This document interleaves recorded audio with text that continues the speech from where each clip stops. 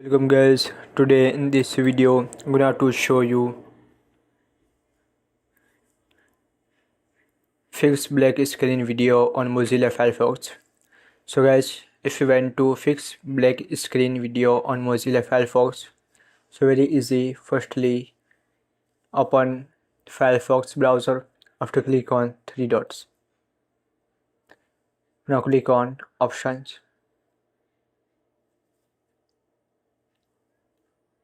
Scroll down.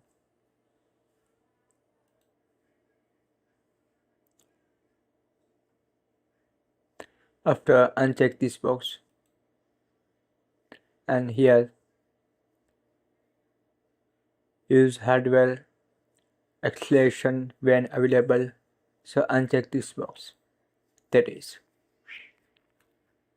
So guys, this is very simple and easy method if you want to fix black screen video on Mozilla Firefox. Very easy. Firstly, open Firefox browser. After click on three dots, now click on performance and uncheck this box, and here uncheck this box. That is. So guys, this is very simple and easy method. Thank you for watching this video. Please subscribe my channel for latest update.